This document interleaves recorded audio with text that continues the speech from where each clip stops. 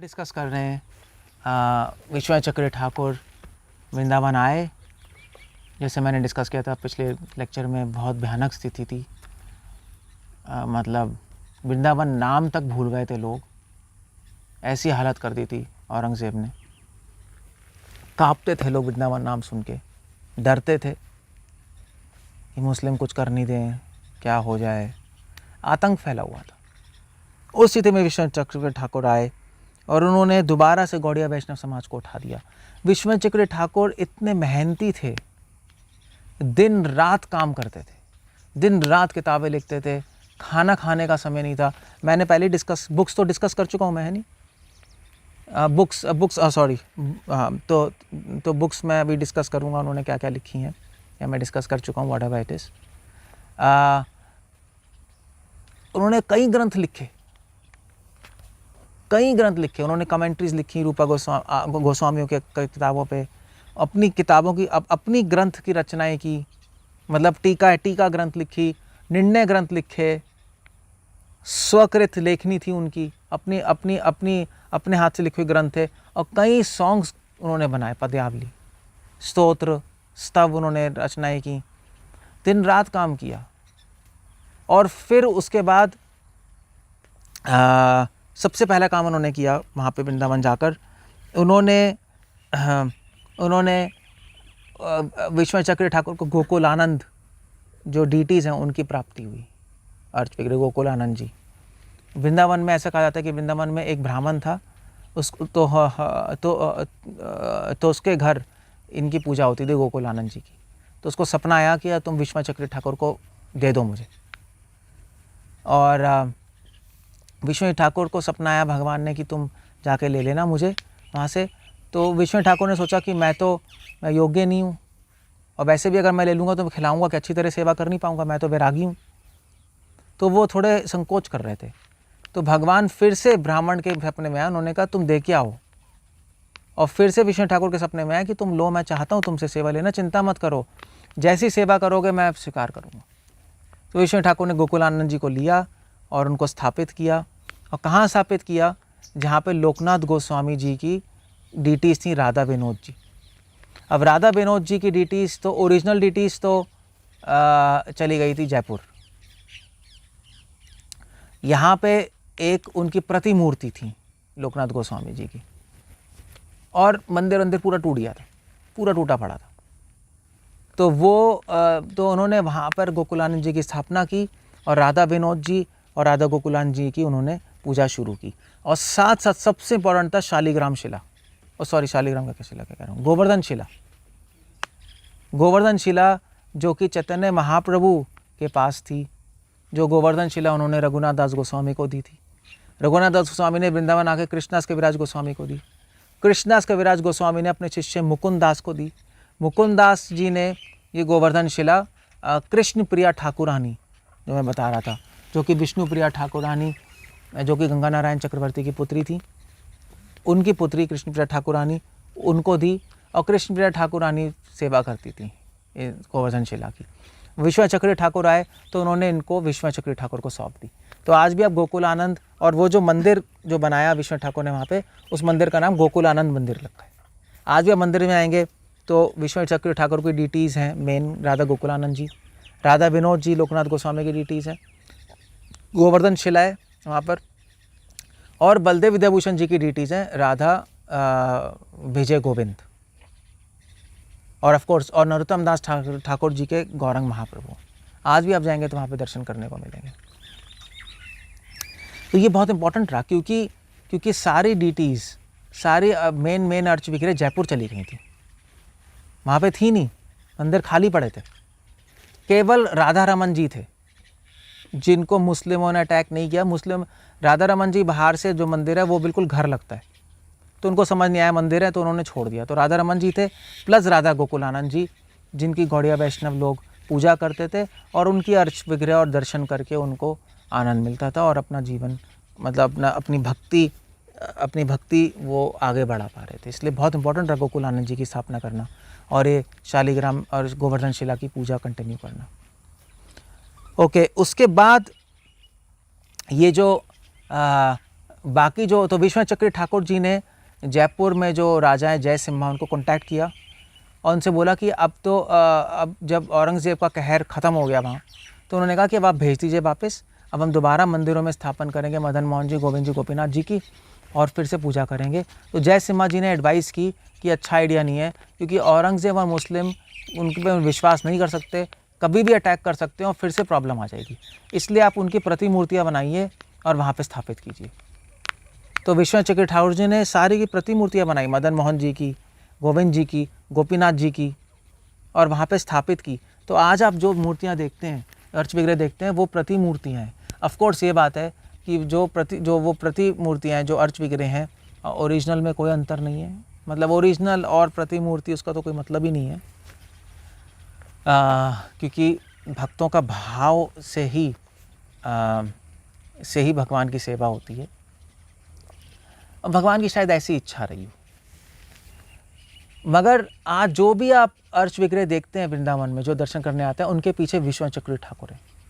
अगर आज हम राधा गोविंद जी के दर्शन कर रहे हैं, तो हम लोग तो एक सॉन्ग भी है, रूपा गुमा, तो एक वृंदावन में बहुत फेमस सॉन्ग है, गाते हैं, तो जैसे राधा गोविंद जी हैं, मदन मोहन जी हैं, तो सॉन्ग में ऐसे गाते हैं कि रूपा गोस्वामी प्राणाधाना, हे राधा गोविंद, जय राधा गोविंद, जय राधा गोविंद, रूपा गोस्वामी प्राणाधाना है, जय मदन मोहन सनातन गोस्वामी प्राणाधाना है, जय राधा दामोदर जीवा गोस्वामी प्राणाधाना है। ऐसे ही है नहीं? मगर एक्चुअली उनके साथ साथ विश्वनाथ चक्री ठाकुर प्राणाधाना है भी होना चाहिए, क्योंकि वो मेन व्यक्ति थे जिन्होंने दोबारा से इन मूर्तियों की, जो अर्च विग्रह की स्थापना की। He was a main person behind, तो बहुत इंपॉर्टेंट रोल रहा उनका। और फिर उन मंदिरों का दोबारा से जीर्णोद्धार भी किया। जय सिम्हा से हेल्प लेकर, डोनेशंस लेके उन्होंने दोबारा से जीर्णोद्धार किया। जो भी जीर्णोद्धार हुआ है, जो जितना भी हुआ है, अभी भी मंदिर टूटे हैं, मगर जितना भी हुआ है वो उनके डोनेशंस, हैवी डोनेशंस लेके उन्होंने जीर्णोद्धार किया। और फिर ऑफकोर्स उसके बाद जो होली प्लेसेस हैं, जो जंगल बन गई थी, उनका जीर्णोद्धार किया विश्वनाथ चक्री ठाकुर ने। आप देख रहे हैं, विश्वनाथ चक्री ठाकुर अगर नहीं होते तो आज गौड़िया वैष्णव समाज नहीं होता। इसलिए उनका नाम एक आचार्य उनका नाम हमारी परंपरा में आता है। और इतने बिजी रहे होंगे, मतलब किताबें लिखना, मैनेजमेंट करना, अभी इतनी सारी डोनेशन आ रही है जयपुर से, उसका हिसाब रखना और कोऑर्डिनेट करना राजाओं से, उनके मिनिस्टर से, होली प्लेसेस का जीर्णोद्धार करना, कंस्ट्रक्शन ओवरसी करना कि बन रहा है नहीं बन रहा है। मतलब ही वॉज ओवरऑल बहुत डायनेमिक पर्सनालिटी थे। ऑफ कोर्स विश्वनाथ चक्री ठाकुर के शिष्य थे बलदेव विद्याभूषण, जिन्होंने उनकी पूरी असिस्ट किया, हेल्प किया। तो ये बहुत बड़ा काम हो गया जीवा गोस्वामी ने हमारी गौड़िया वैष्णव परंपरा को उठाने के लिए। और फिर उसके बाद उन्होंने वहाँ पर वृंदावन में कई गुरुकुल और क्लासेस शुरू की गौड़िया वैष्णव सिद्धांत का प्रचार के लिए, और अपनी और किताबें लिखी गोस्वामियों के शास्त्रों पर, और अपनी किताबें लिखी कि इससे गौड़िया वैष्णविज्म को लोग समझ पाएँ। क्योंकि मैं पहले बता रहा था, संस्कृत सिखाने वाला कोई नहीं था, सबका इंटरेस्ट खत्म हो गया संस्कृत में, और वैसे भी गोस्वामियों की किताबें बहुत मुश्किल थी, तो उन्होंने उन किताबों को ईजी संस्कृत में करके लिखी कि लोग भक्ति कर पाएँ अच्छे से। ये जो प्रचार की जो अग्नि थी उनको अपने गुरु से मिली, कृष्ण चरण चक्रवर्ती से। और ऑफ कोर्स जो इतने भी अपा संप्रदाय हैं, जो रूप कविराज और बलराम दास, इनके सिद्धांत को पूरी तरह खंडन कर दिया। वो मैं आगे चर्चा करूंगा, स्पेशली रूप कविराज का केस। तो अपने किताबों से उन्होंने अपा संप्रदाय और सहजियों को पूरी तरह ख़त्म कर दिया। और ऑफ कोर्स उनको मारने की भी कोशिश की गई, वो मैं आगे चर्चा करूंगा। मतलब लोग जब वो किसी के अगेंस्ट फाइट कर रहे हैं तो फिर लोग मारने की कोशिश करेंगे, एनवियस भी होंगे। और ऑफ कोर्स जब इतना सब कुछ काम कर रहे हैं तो लोग एनवियस भी होते हैं, ये तो नेचुरल है। बट उनको कोई, ऑफ कोर्स भगवान उनके साथ है तो उनको कोई मार नहीं पाया। तो ये सारी कंट्रीब्यूशन उनकी रही। और ऑफ कोर्स इससे इम्पॉर्टेंट एक कंट्रीब्यूशन थी कि जब जीवा गोस्वामी जब चले गए, मतलब वृंदावन में गोस्वामी तो कोई नहीं थे, सब चले गए थे, खाली हो गया था वृंदावन। गोस्वामियों के और विश्वनाथ ठाकुर के आने मतलब वृंदावन में जब आए वो 1670s के बाद, तो 1670s या आई थिंक 1670s के बाद ही आए वो, या या अराउंड 1670। और वो जब वो आए वहाँ पर, तो वहाँ पर उनके क्या कहते हैं, वहाँ पर जीवा एक बहुत बड़ी प्रॉब्लम खड़ी हो गई थी। प्रॉब्लम क्या थी कि जीवा गोस्वामी ने अपनी किताबों में, वैसे तो हमारे गौड़िया वैष्णवों का सिद्धांत है वो है पराकीयवाद, कि राधा कृष्णा को हम मैरिड नहीं मानते। राधा कृष्ण के बीच में संबंध हम एक क्या कहते हैं, पराकिया, राधा रानी किसी और की वाइफ हैं, कृष्ण क्या रासलीला करती है, हम इस तरह से मानते हैं। ऑफ कोर्स ये बाहर से ही है। ऑफ कोर्स इसको सुन के जीवा गोस्वामी के कई शिष्यों को ने कहा ये क्या अजीब सी बात है, ये तो अनैतिकता है, अधार्मिक है, हम नहीं मानते इसको। तो जीवा गोस्वामी ने देखा कि उनके शिष्यों में और काफ़ी गौड़ीय वैष्णव समाज में एक रिवोल्ट, एक विद्रोह शुरू हो गया है इस पराकीयवाद को लेकर। उनको हजम नहीं हुआ, तो उन्होंने अपनी एक किताब में, अपनी कुछ किताबों में उन्होंने स्वकीयवाद लिख दिया कि राधा कृष्णा मैरिड थे और इसलिए वो रासलीला कहते थे, इसको कहते हैं स्वकीयवाद। तो वो ठंडा हो गया सारा विद्रोह। अब जब विश्वनाथ ठाकुर आए तो लोग कहने लगे गौड़िया वैष्णव समाज स्वकीयवाद है, राधा कृष्णा मैरिड है, मगर महाप्रभु और हमारे गौड़िया वैष्णव समाज की ये स्पेशलिटी है पराकीयवाद, उसी में रस है। उसी में महाप्रभु ने कहा वहीं भगवान को सबसे ज़्यादा रस मिलता है, और कोई सेंस नहीं बनती उसकी। तो इनफैक्ट विश्वनाथ ठाकुर ने कहा भी कि राधा कृष्णा कहाँ मिलते हैं, उन्होंने लॉजिक भी दिया, एक लॉजिक, वैसे तो कई लॉजिक दिए। उन्होंने गौड़िया वैष्णव समाज में पराकीयवाद दोबारा से स्थापित किया, और उन्होंने बोला जीवा गोस्वामी ने दोनों मत का समर्थन किया, स्वकीयवाद और पराकीयवाद, ऐसा नहीं है एक ही का किया है। तो पराकीयवाद का समर्थन वो तो हमारा सिद्धांत है, स्वकीयवाद का समर्थन इसलिए किया क्योंकि कुछ लोग ऐसा कह रहे थे, और वो गलत भी नहीं है, क्योंकि तत्व विचार से तो स्वकीयवाद ही है, राधा कृष्ण शक्तिमान अभेद हैं। रस विचार से पराकीयवाद है जिसका हम समर्थन करते हैं। सो एनीवे उन्होंने इस तरह से पराकीयवाद की स्थापना की, और कई पॉइंट्स दिए उन्होंने। ऑफकोर्स उनके किताब पूरे भरे पड़े हैं, मगर उन्होंने जो कुछ लोग उनसे डिस्कस करने आए कि भी पराकीयवाद आप कैसे कह रहे हो, उन्होंने सिंपल लॉजिक दिया। उन्होंने कहा बताओ राधा कृष्णा मिलते कहाँ हैं? तो राधा कृष्णा बरसाना में मिलते हैं? नहीं। नंदग्राम में मिलते हैं जो उनका घर है? नहीं। संकेत वन में मिलते हैं, वो भी छुप के। तो छुप के क्यों मिल रहे हैं संकेत वन में? क्योंकि वो मैरिड नहीं है, मैरिड होते तो नंदग्राम में ही मिल लेते जब हस्बैंड वाइफ है। Simple logic. मगर इस लॉजिक को सुन के जो स्कॉलर जो कि एंटी थे इनके, वो डिफीट हो गए। ऑफ कोर्स बहुत सारी और किताबें लिखी, बट मैं एक एग्जांपल दे रहा हूँ कि विश्वनाथ ठाकुर ने पराकीयवाद की स्थापना करने के लिए सिंपल तर्क दिए हैं, कोई हाई फाई चीज़ें नहीं लिखी हैं किताबों में, सिंपल,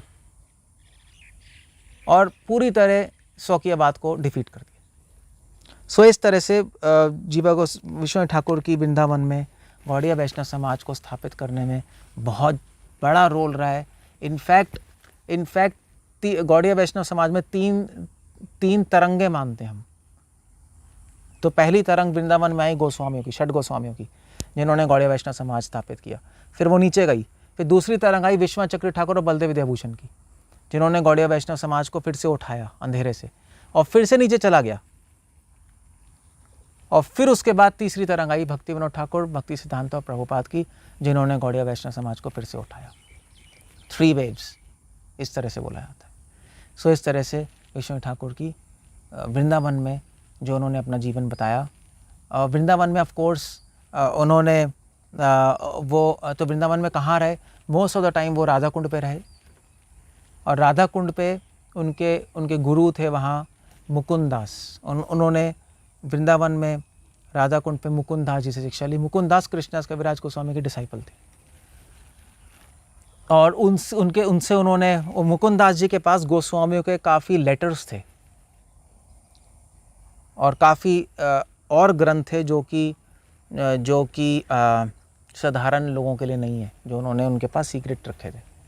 तो वो सब उन्होंने स्टडी किया, उसके अनुसार उन्होंने अपने ग्रंथों की रचना की, जैसे संकल्प कल्पद्रुम आदि आदि, जो कि बहुत ही गूढ़ ग्रंथ हैं, हर एक के पढ़ने लायक नहीं है। और फिर वहाँ राधा कुंड से वो शिफ्ट हो गए थे वृंदावन में, अपने जो उन्होंने मंदिर स्थापित किया, गोकुलानंद मंदिर, राधा रमन जी के पास जो मंदिर स्थापन किया, वहाँ पे वो शिफ्ट हो गए थे। वहाँ पे उन्होंने काफ़ी टाइम उन्होंने वहाँ पे रहे वो, और मुकुंद दास जी से शिक्षा ली उन्होंने।